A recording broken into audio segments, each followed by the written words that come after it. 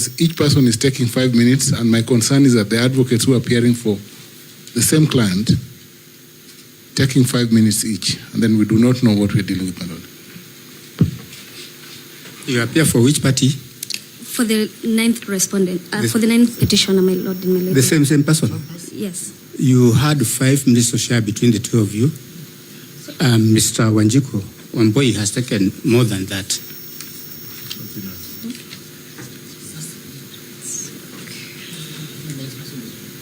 My lord, Yana, sorry. I don't know, should I go? Because I'm for the second petitioner. Yes. My name is Kimoto Teresia Wanjiru Makazi, Tess Kimoto and Company Advocates from Kerugoya. And on behalf of the second petitioner, we wish to say that we support the application for conservatory order to remain in force.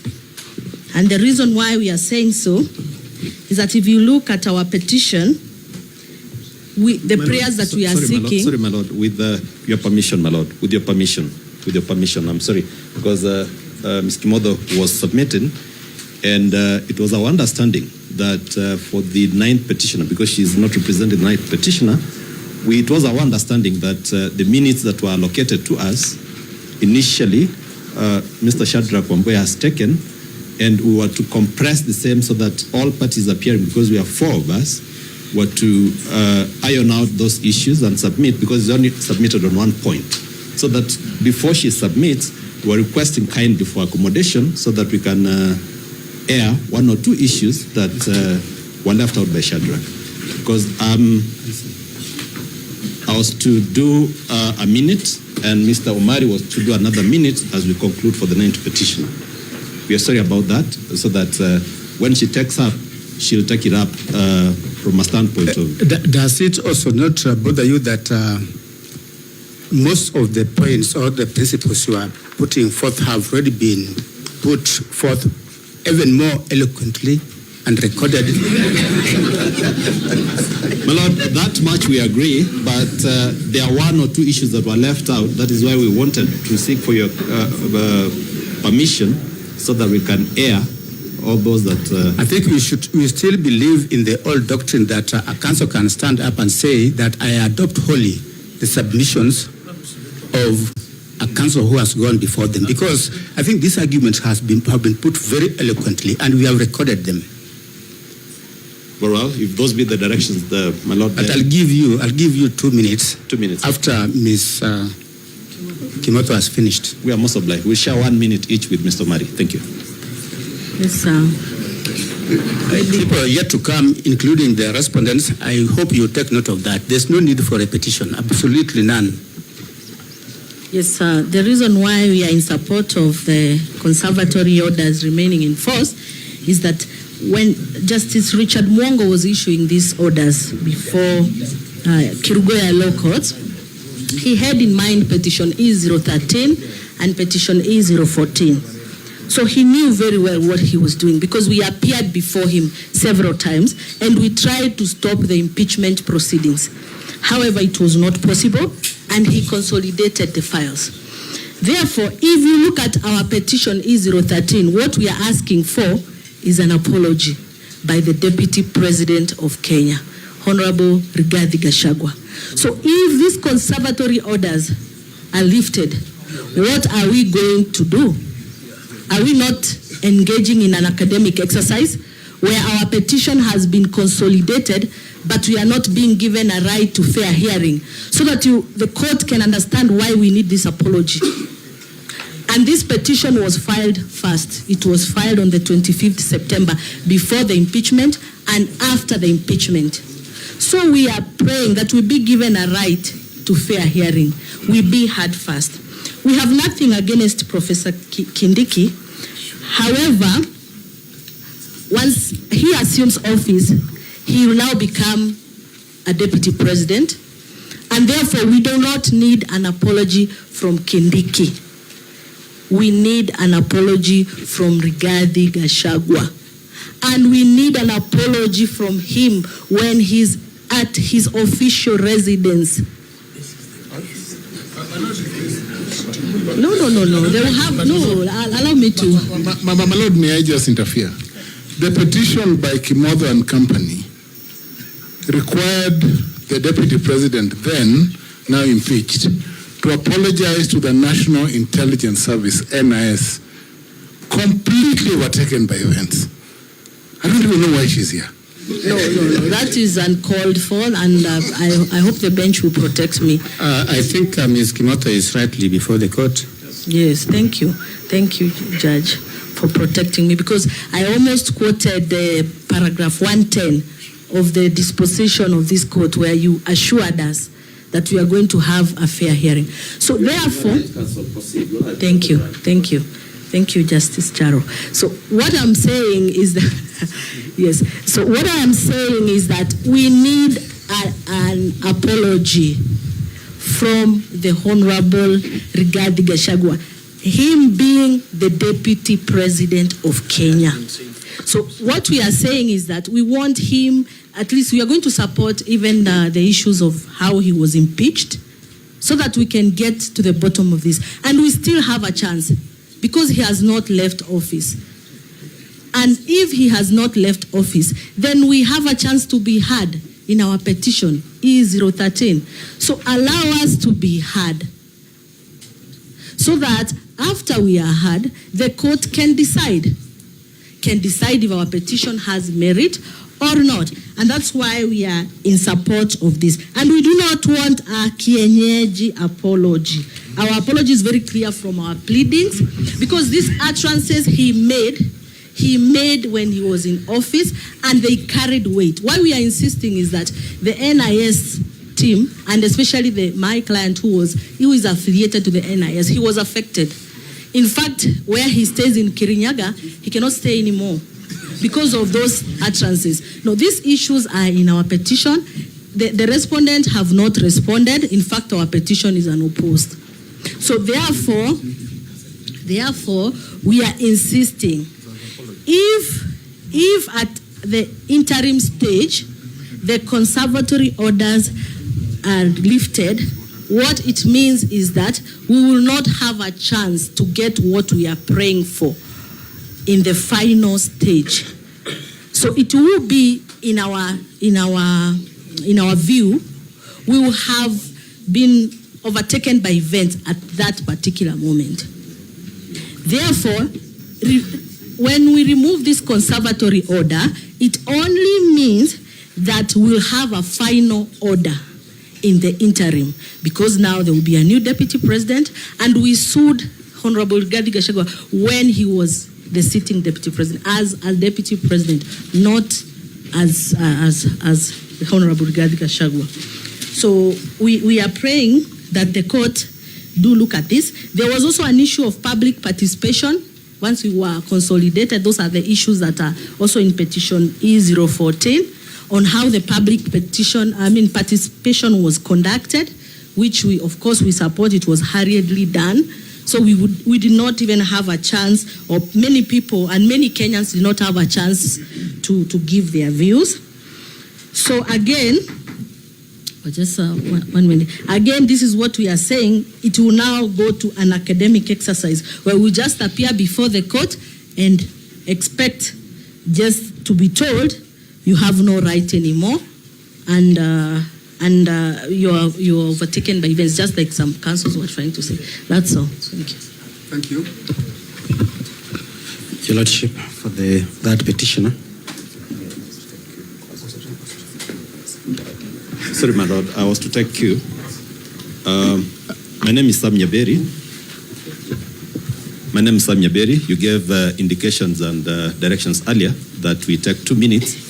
I wish to call upon Waithera, who was on her feet before, so that I donate my time to her in the spirit of nurturing young talent, and so that she can also raise a fee note to be paid.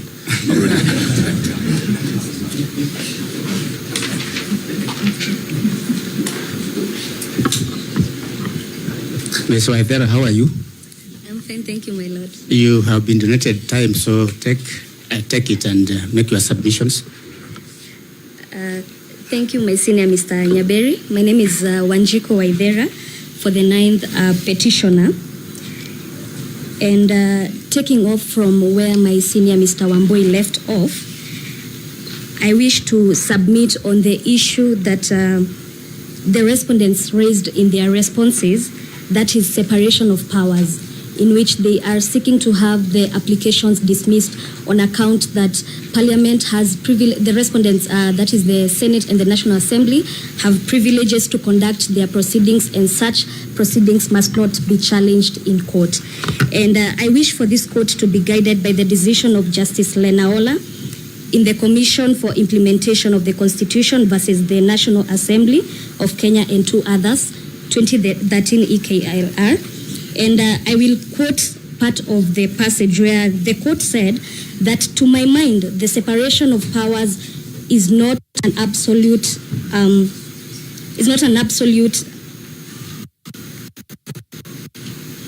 to my mind, the separation of power principle contained in the Constitution is not absolute, and the courts, as defenders and protectors of the Constitution, have to be allowed to interfere where there is a violation or threat of violation of the Constitution. The court further went on to say that the primary duty of the court is to the Constitution and to the law, and which must apply impartially and without fear or favor or prejudice. The Constitution requires that the state to respect, protect, and promote and fulfill the Bill of Rights. My lords and my ladies, what is challenged before you are the proceedings that were undertaken at the Senate, and amongst what we are challenging is the right to be heard that was denied to the first petitioner, which forms a cornerstone under Article 47 of the Constitution. And therefore, my lords and my lady, this court stands at crossroads of history with a rare opportunity not to merely interpret the law, but to define it in a way that will, echo through generations. The decisions of these proceedings have the potential to set a benchmark that will solidify principles of accountability and strengthen our democratic foundation. We therefore invite the court to allow our application and issue the conservatory orders as prayed, and in so doing, we will be cementing the constitutional principles of this country. Thank you. Thank you.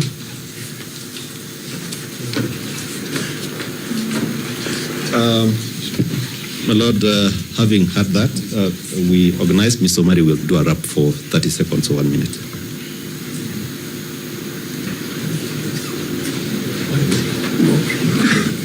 I hope you meant 30 seconds. My Lord, I didn't want to talk, except that to bring to the attention of the court that the public participation was done on Saturday, which is contrary to Article 37. Number two, the public participation was supposed to be done at the polling station level. Deputy presidents and presidents tallying ends at the polling station. Third, the notice of the constituency public participation. The court gave the orders at around 4:30. There was no notice sufficient for people in the villages to go to the constituencies. Therefore, that completely made people not to participate because they were not aware. The notice that was initially given was a notice at the constituency levels. Can that be the position that this court will uphold? I beg that the court extends the grant of the conservatory orders. Thank you very much, my lords and my ladies. Thank you. Your Lordship and my lady, my name is Sakimpa. For the third petitioner, we'll be sharing time with my colleague, Mr. Wathuta. Your Lordship, you've already stated that the principles of conservatory orders have been eloquently espoused by my learned seniors, so I'll only put into context in our petition. Your Lordship, in the case of Peter Munya, the issue of inherent case is what I want to address, using the ruling that was delivered by Justice Richard Mongo in petition E014. Your Lordship, and this is what the learned judge found upon perusing the documents, that on my motion I had perused the file and considered that The matters being considered on impeachment of the Deputy President of the Republic of Kenya are novel. That is the first issue. The other issue by the judge was that there exists no statutory or subsidiary legislative framework for impeachment of the Deputy President. The learned judge also said that there exists no statutory framework for public hearings and public participation in respect of impeachment of a Deputy President under Article 145. The learned judge also identified another issue, that there have been several bills on public participation and also on the question of impeachment in Parliament, but such bills have never been passed. And then finally, the judge says that the law on these questions has not been settled. It is our submission, therefore, Your Lordship, that based on these issues that have been framed by the judge, this is a proper case for issuance of conservatory orders so as to preserve the substratum of the petitions. Your Lordship, the last issue I want to address is the issue of public participation. Mr. Omari has pointed out the issues which we have in our petitions, and also finally the issue of the Senate. Your Lordship, in our petition, we have questioned the legality of the Senate having taken the position that it was open for them to use the plenary route as opposed to the committee. On that basis, therefore, Your Lordship, these are serious issues that warrants issuance of a conservatory order. Your Lordship, my colleague will conclude. I thank you. Thank you. Yeah, thank you. Thank you very much. Very briefly, my Lord. And I'll just be making some remarks on the two applications for setting aside of the conservatory orders, starting with petition number 565. And looking at the prayers that are sought in that application, my Lord, that application is moot. I say so because the substantive prayer number 2, was that pending the inter partes hearing of this application for setting aside, that the orders issued by Justice Chacha Mwita be varied or set aside. My Lord, we already passed that stage, and therefore that prayer is not available. Then prayer number 3, that in the alternative, this Honorable Court be pleased to set aside, vary or discharge the ex parte orders issued on 18th October 2024. My Lord, those orders lapsed on Friday, that is the 25th of October 2024. So just to make the court's work easy, there will be no need to consider that application. Having said that, and in view of your previous directions, that this application will be treated as a response to the application for conservatory orders, I would just like to make 2 or 3 remarks with regard to the content of that application, my Lord. And I would just like to mention that paragraph 7 of the supporting affidavit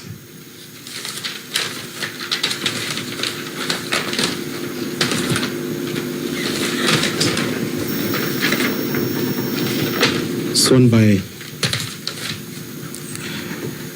the Solicitor General. Actually, it is in the ground, but then it is reflected in ground number 7, my Lord. It says, Article 1 of the Constitution provides that the sovereign power belongs to the people, and that where there is a conflict between public interest and private interest, the scales of justice to tilt in favor of the public interest. To that, my remark is, the question that is before you is not about a private right. It is a more elevated constitutional question of impeachment of a president or a deputy president.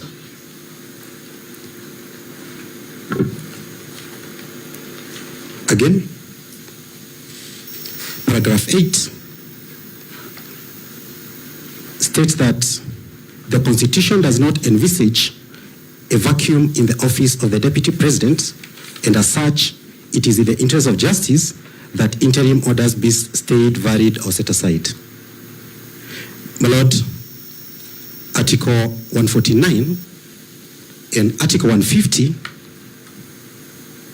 make very clear provisions on the vacancy of the office of the Deputy President and how that is treated, even about the vacancy in the office of the President and how all that is dealt with. The Constitution is self-sufficient with regard to vacancy in the executive offices.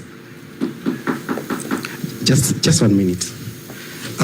I'd like to make a remark, still to make the court's work easy, in a petition number 15. And my Lord, again, that application is moot.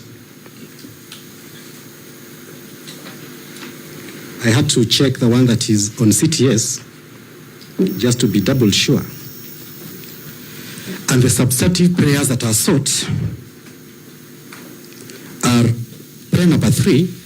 It was an interim order pending inter partes hearing of that application. My Lord, again, we are beyond that stage. We are already at the inter partes stage of the hearing. So the remaining prayer is prayer number 4. And allow me to read it verbatim. That this court be pleased to set aside, review, or otherwise vary grant the ex parte orders issued on 18th October 2024 by Honorable Justice Mwongo Richard Mururu in Gachagua'S Constitutional Petition number 15, pending the hearing and determination of the appeal. My Lord, what the National Assembly clearly did not disclose is that after these orders were served on them, they went and filed an appeal. And then filed this application to stay the conservatory order or set it aside pending the determination of the appeal. That has not been disclosed to the parties. It has not been disclosed to the court. So you have no prayer for setting aside of the conservatory order pending the hearing of the petition or pending the hearing of the application for conservatory orders. So again, that application is moot. Turning to the content of that application, in as far as it is a response to the application for conservatory order, firstly,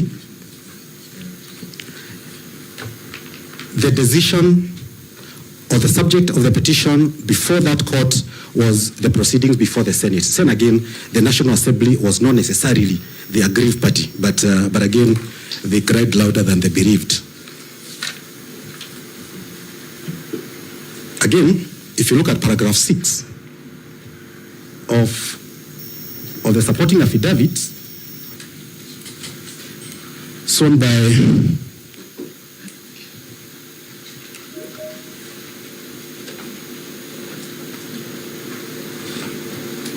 paragraph 6.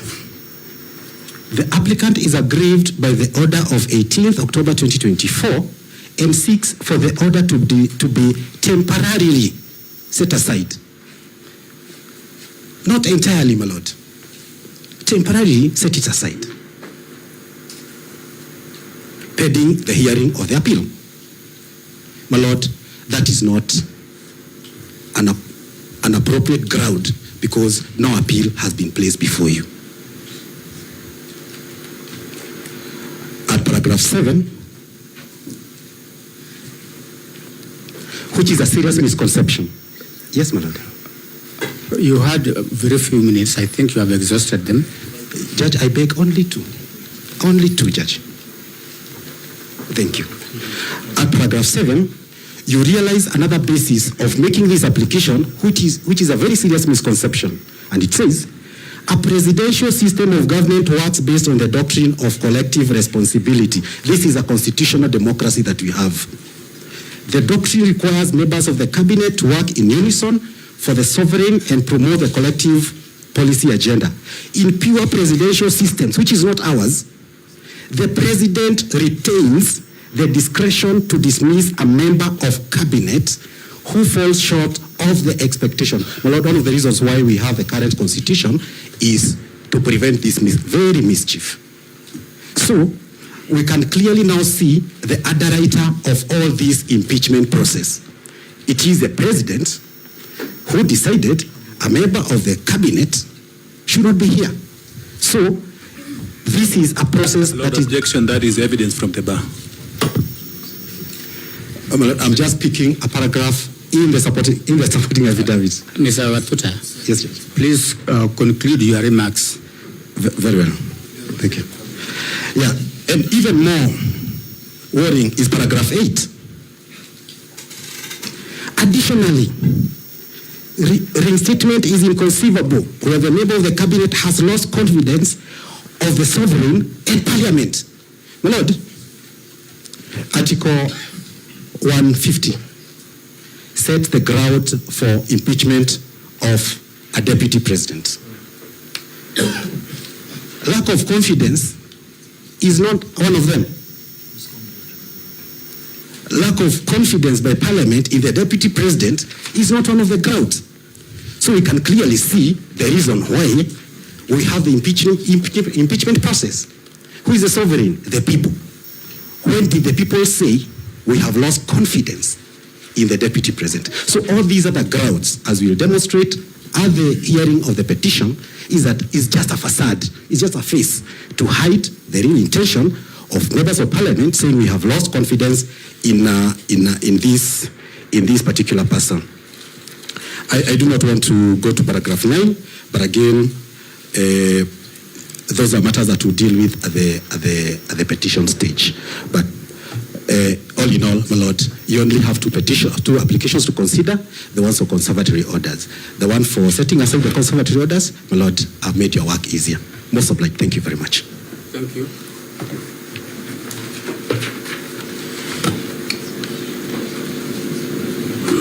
May it please the court. My name is Dr. Eboso. I'm from Vihiga, and I'd like to... Dr. Eboso, you'll address us for only 5 minutes, please. My Lord, I will do my best, but I promise I will not repeat anything that has been said. My Lord, I'll go straight to the points. One, what is on trial, or what is at stake in the setup of an interim conservatory order? My Lord, I'd like to inform the court that what is on trial is a Bill of Rights. Article 38 of the Constitution provides that a person has a right to vie and be elected for office, and if elected, has a right to hold that office. My Lord, that is one of the things that is on trial, but I will ignore that for now. What is at stake, because a conservatory order is supposed to preserve the substratum, is a right to a fair trial. My Lord, the components of a fair trial include the tribunal that is independent. It includes the process and the outcome. My Lord, the outcome includes the remedies that are available by law to the individuals before the court. One of the remedies, the material remedies that the parties before this court are seeking, is reinstatement of Deputy President Rigathi Gachagua to office.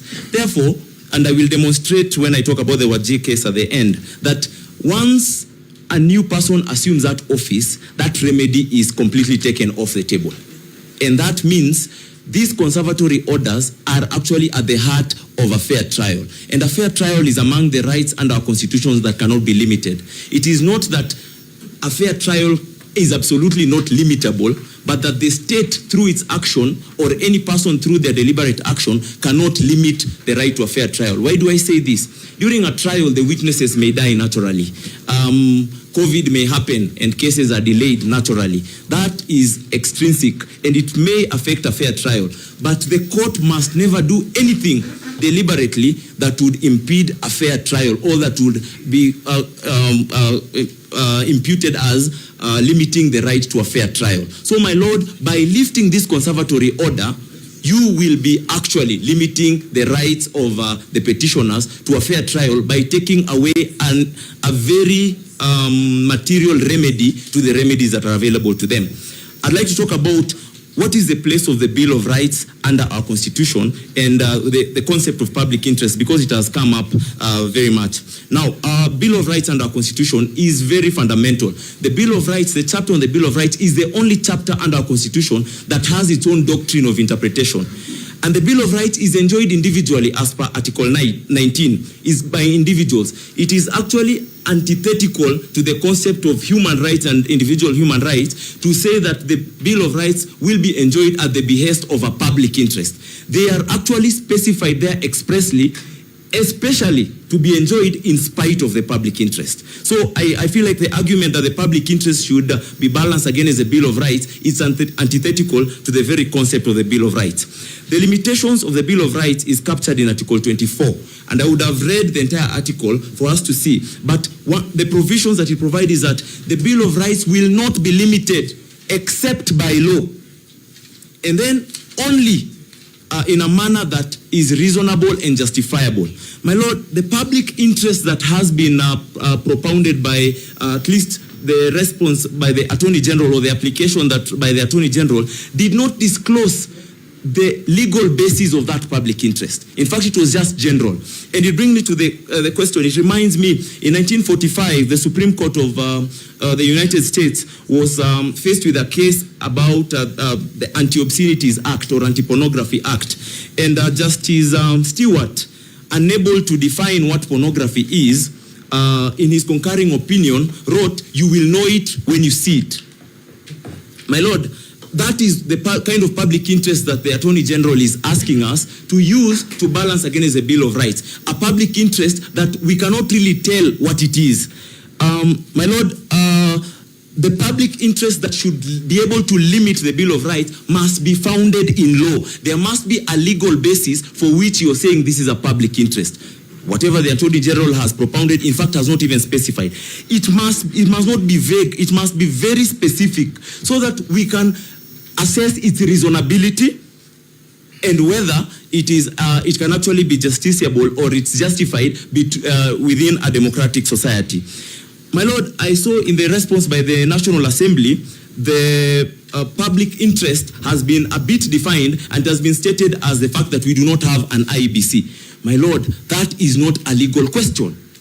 The other issue was that we cannot stay without a deputy president. My Lord, as had been propounded earlier, kindly allow me 2 minutes. As has been propounded earlier, my Lord, the Constitution allows us not to have a deputy president for at least 60 days, in fact 74 days. So we don't yet have a legal crisis as we speak. We may have a political crisis, but it's not a legal crisis. The absence of an IBC is a political crisis. A political crisis that cannot be brought before the High Court, a court of human rights, as for that to be balanced against human rights. My Lord, the political arms of government are the ones best placed to deal with a political crisis. And tomorrow they can appoint an IEBC if really there is a political crisis. Finally, my Lord, I would like to bring attention to 3 cases by the Supreme Court. The Munya case, Martha Karua case, and Speaker Mate case. Because they kind of explained how conservatory orders ought to be interpreted. And my Lord, what I read from those cases is that a court order through a conservatory order cannot overthrow the constitutional values and constitutional imperatives. A conservatory order by the court fetters discretion, constitutional or statutory discretion, never constitutional obligation. And so, my Lord, in the context of this conservatory order, the conservatory order cannot be interpreted in a manner as to freeze time. Because one of the things that is considered by all parties in this case is that an impeachment did happen. And it's presumed to have happened lawfully until this court finds that it did not happen lawfully. By that, the Constitution is very express that the office will fall vacant. And so that one, however much a court attempts, it cannot constrain an edict of an imperative of the Constitution. So the office is vacant as we speak. However, time started running, and the president had 14 days, a discretion of 14 days. The court order can fetter that discretion, and where it seems to the court that the discretion was abused and rushed in order so that you can avoid the rule of law and whatnot, the court can make the conservatory order to be deemed as if the action was done as if that abuse was not there, so that the president still had the 14 days, and so the time is counting. Parliament will still have 60 days. Now, at the end of the 74th day, this court's conservatory order, however much it tries, it cannot extend beyond that. Finally, my lord, I want to talk about the Wajir case because nobody has talked about it, and it was part of the Attorney General's application and response. The Wajir case relates to a governor who was impeached. The deputy governor assumed office and then even nominated a new deputy governor, and then later on the High Court found the impeachment to have been unlawful and reinstated the governor back to office. My lord, there is a distinction, both a constitutional distinction and even a procedural distinction in the two cases. In the Wajir case, the court had issued a conservatory order against the assumption of office, which was defied.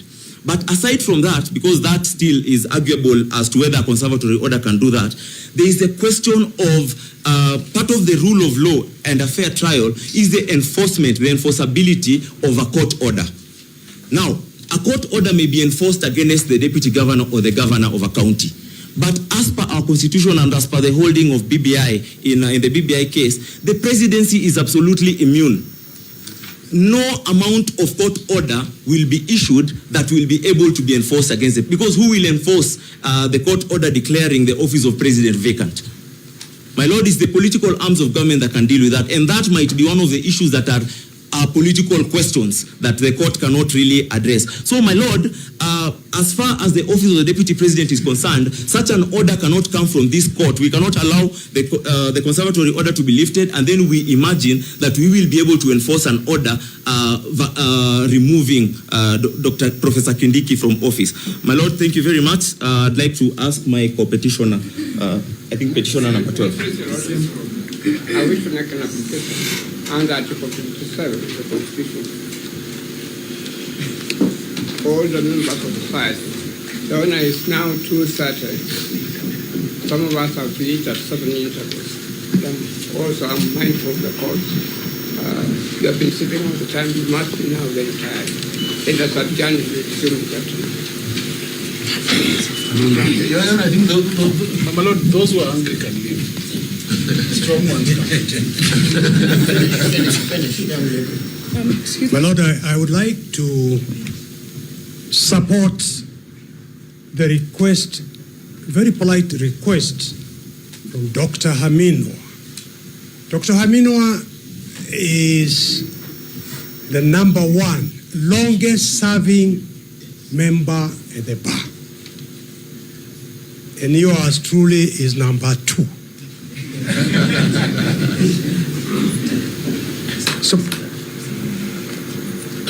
So, my lord, breaking for an hour or so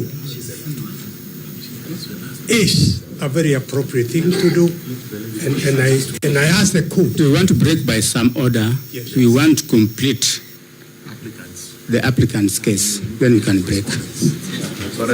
Okay. We will persevere. You are the last one. Yes, my lord. How much time do you want? I need 5 minutes, but I would appreciate it if you don't knock, because I have dyslexia, so it will make me start rapping instead of delivering my submissions. 5 minutes, please. Yes, my lord. Your name? My name is Wanjiro Mwangi. I am the 12th petitioner in consolidated file E65 of 2024, and together with the 11th co-petitioner, Dr. Eboso, we asked to be enjoined as interested parties in this matter. My lord, unlike most people in this room, I want to disclose that I have a learning disability or ability called dyslexia, so I ask for time, not to rush me, so I can articulate myself properly. My lords and my lady, I would like to ask this court to deem myself and Dr. Eboso being properly on record, for the sole reason that in other courtrooms we have made submissions and been told that we are not properly on record, and would like our submissions to remain on the record. My lords and my lady, I only have 5 questions today that I want to task to the judiciary and to the members and to the public and to everybody else. Question number 1, the judiciary on trial. My lords and my lady, the only questions you're on trial for in the eyes of the public is a simple one.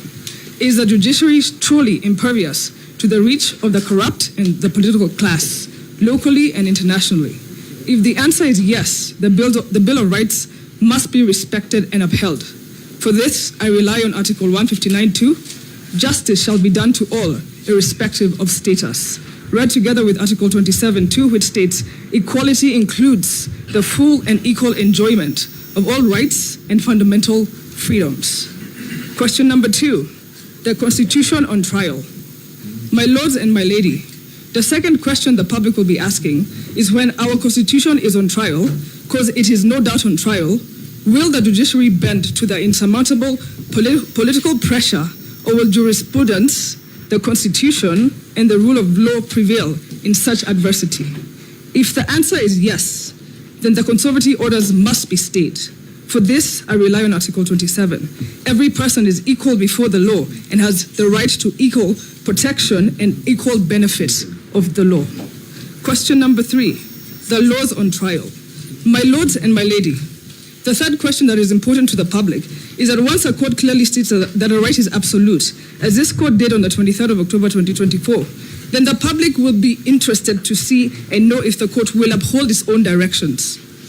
If the answer is yes, then this court must respect and uphold its own directives and guarantee all the petitioners, especially those who prayed for conservative or injunctive orders whose applications have not been heard and determined, including us laymen, the right to a fair trial as specified in Article 50, which reads, every person has a right to have any dispute that can be resolved by the application of a law decided in a fair and public hearing before a court. Read together with Article 27.3, women and men have the right to equal treatment, including the rights to equal opportunities in political, economic, and cultural spheres. Question number 4, immunity of the office of the president is on trial. The inadvertent question we as a society have to ask ourselves is a moral one. Does the court have any real authority to successfully reverse the impeachment and reinstate Rigathi Gachagua? Based on the truth we know, the truths we have been shown, and the truths we are constantly reminded of by the political pandemic we have been suffering, what confidence does the public have that if the conservation orders are lifted, the court will have any real authority to successfully reverse those orders?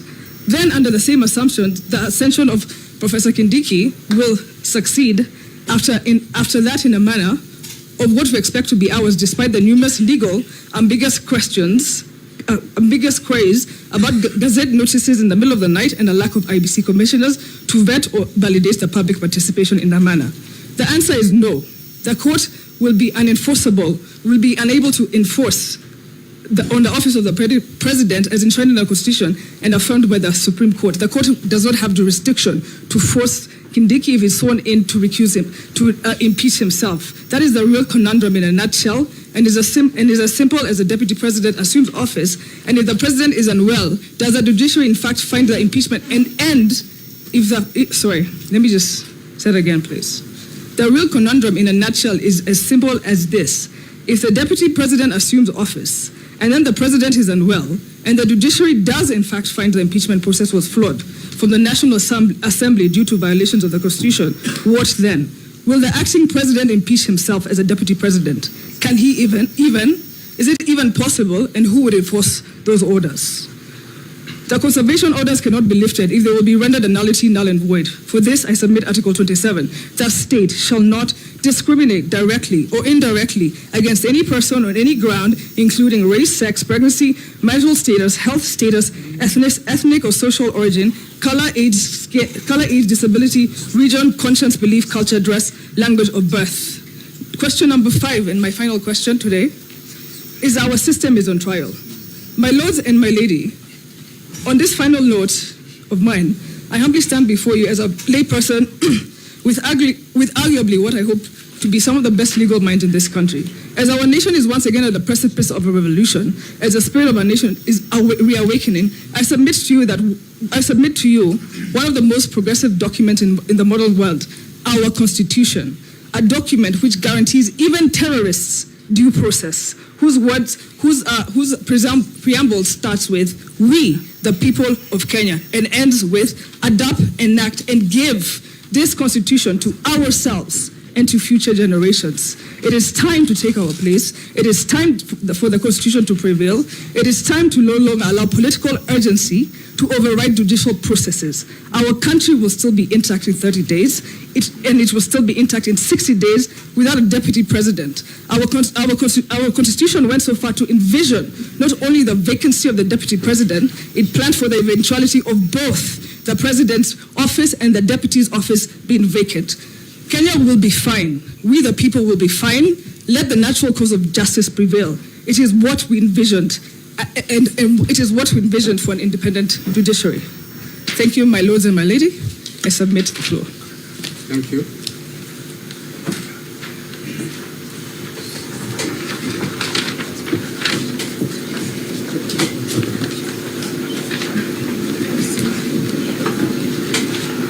It is now 2:30.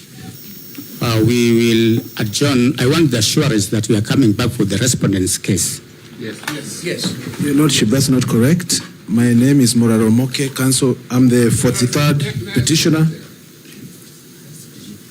I'm the 43rd petitioner, and I understand from your direction on Friday that you would hear all applications for conservatory orders. I would like to be guided on that issue. Which one is your application? My application is to be found in the petition E027 of 2024. My Lord, File in that Eldoret. petition is not consolidated with this. Hello? It is consolidated, Your Lordship. Mr. Wanyama, just hold your horses. The petition was consolidated by an order transmitted to me on Friday by the Deputy Registrar, indicating that the two additional petitions had been consolidated. Can you kindly confirm that? I informed all parties that we continue to receive petitions in this matter. We received petitions as late as yesterday, and by the very nature of those petitions, they seek invariably the same orders and the same prayers. But when a petition comes after we have given directions on other petitions, certainly you would not expect us to go back on the petitions which are not before the court. Your Lordship, if you allow me to read the order that I was given, perhaps it can shed more light. Yes. The order said that that petition had been consolidated, and I'm required to follow the directions issued on Friday in the in the other petitions. That's what the order states.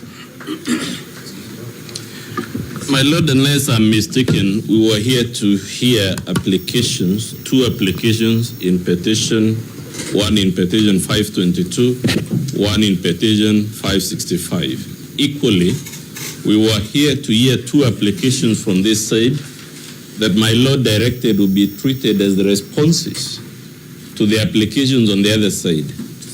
If my colleague's file has been consolidated with these files, it does not necessarily follow that his application also had been scheduled for hearing today. And lastly, my Lord, while I'm on my feet, I know we started by giving directions and the court being fair and allowing the parties to drag on and on, but we are concerned on this side that unless the court is able to fix a stop at some point, the other side is committed to proceeding on and on, as I said, until donkeys grow horns. And We object to that. Mr. Omoke, how much time do you want to submit on your application? Your Lordship, I always speak very briefly. I will take only 5 minutes. Proceed. And I'll do it right away. We will be disadvantaged slightly with Mr. Omoke's application because he has filed written submissions that he only served on us late last night that we have not responded to. Your Lordship, the submissions I filed, they raise the same cases that we all know about. That's the case of Gachagua'S, which I believe we are sufficiently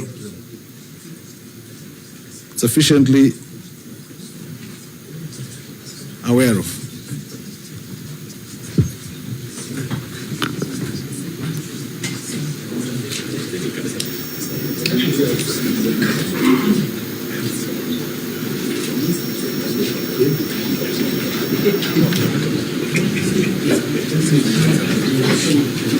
And Your Lordship, as you consult, I would like to add that even... Please don't disturb us when we consult. That's okay. My Lord, to end the agony, we have consulted and we concede to submissions in 5 minutes on points of law.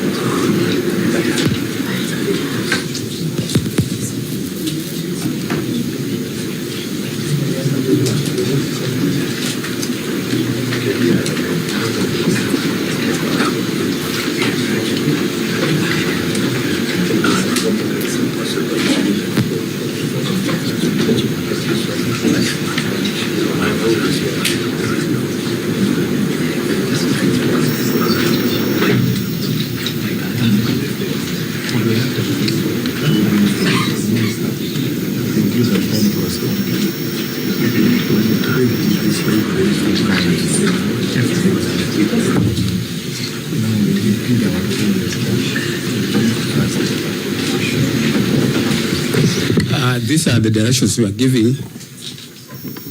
Mr. Omoke, your petition, we gave directions that it has been consolidated with the petitions before the court. But the fact of consolidation does not mean that your application will be heard. However, because your application raises the same issues as the application before the court, we will give you 5 minutes to canvass that application. And after that, we will adjourn to come back to consider the respondents' responses. Thank you. Thank you, Your Lordship. My application. I have a problem. I'm holding a brief for my Prime Minister Ashford Muluki Muguku. He represents a political party, I respect a political party by the name of Maendeleo Democratic Party. And we filed an application, and our understanding was that Mr. Muguku was to be heard today. I wonder if you could take that into account also.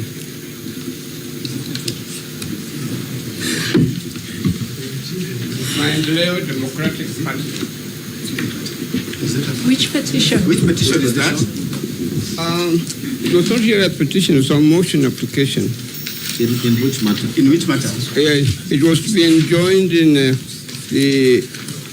Is it cohort 2 or cohort 1? E565 of 2024. Maendeleo Democratic Party.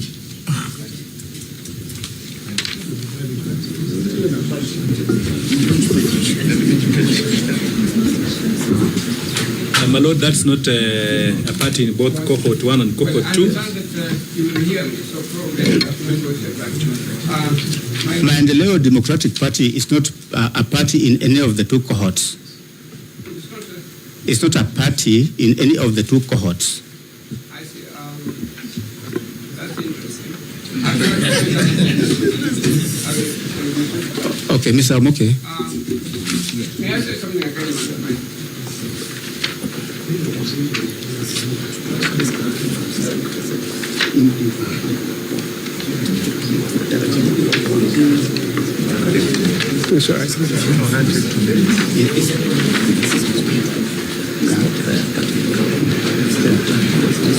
But Dr. Kamino, you know you appear in cohort 1 in your own right. Yes. Remember that.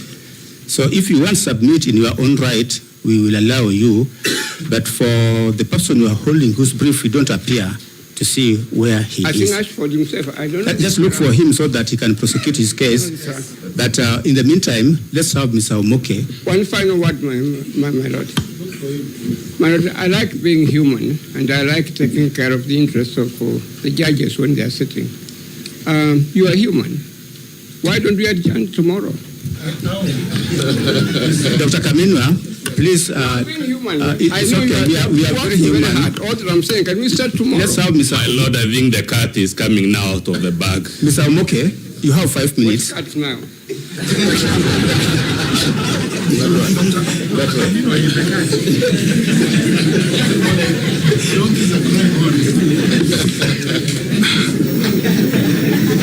All right, Your Lordship, if I may proceed, I would like to indicate that I support the application of the first petitioner, and I also submit in support of my own application, which is dated 9th of October 2024. I wish to rely on the affidavit sworn on the same day, my submissions filed yesterday dated 27th of October, and the list and bundle of authorities. In summary, I would like to state my, Your Lordship and my lady, Your Lordship, Presiding Judge, Your Lordship. What's the date of your submissions? 27th of October. I confirm that I personally attended the public participation at Kiambu Social Hall on 4th of October. And that, from what I observed on that day, I was convinced that I had a responsibility to come before you under Article 3.1 to defend and protect this Constitution. That there are serious violations which this court must consider, and in line with the Gachagua'S case, there's public interest at stake. Gachagua'S. There is an inherent, there's a case that you need to consider here, where we must look at all those issues on public participation. Was there proper public participation, not just on the day when the Parliament was conducting it on 4th of October, but even prior to that, under Article 10, I would call upon this court to issue the conservatory orders so that we can have an opportunity to re-examine Article 10, which for a long time has been seen as though it is something that is aspirational. And I would like to urge the court to consider this to be something that is binding on all persons and all state organs. So such that for the move of the motion in the National Assembly, at the time he was seeking to bring that motion before the National Assembly, he actually was bound by Article 10 to observe all the values contained therein, including public participation, go around the country and speak to the people. And I'm here to tell you, my lords and my lady, that the people of this country are angry from what I observed on that day, on 4th of October, and they are sick and tired of how the Constitution is being violated. Well, as counsel is testifying, maybe he can take to the dock so that we can all have an opportunity to cross-examine him. I saw this testimony that he is. Yes, in response to Professor's objection, I am a party personally, and I saw an affidavit, and I've made all those averments therein. And if I'm required to be examined, I'm very much happy to do that, if you require that. So perhaps Prof can confirm, and I'll take the doc very happily. All right, so I'll carry on. He has agreed that he wouldn't like to examine me, so I'll continue with my presentation. Actually, at that very same public participation, I did meet some of the people from his famous home, Ndumberi, otherwise known as Danbury, and they were very, very unhappy with the way the process was being conducted. And that's why I've come here, not just to speak for myself, but also for all of these people. I would like to tire you, Your Lordship and my lady. I'll close my presentation here because I know that we have an opportunity to examine these issues at a later time. Thank you. These are the directions we're giving. It is now 20 to 3. Is it? Yes. We can take a 45 minutes break. We come back at 4:30. 4:30. I heard you say that 3:30. It is now 20 minutes to 3. That's correct. So we can come back at 3:30. Only one thing, Your Lordship, that we still have interested party who might want to support the application. You indicated that you'll be coming for the respondent's case. There's no problem. You are coming back at 3:30.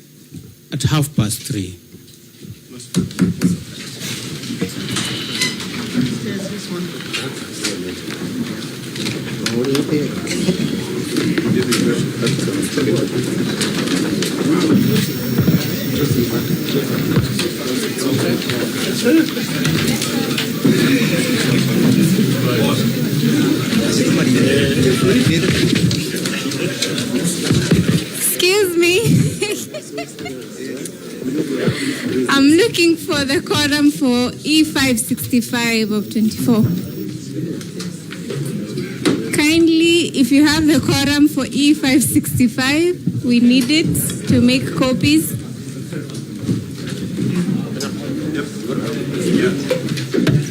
You're happy.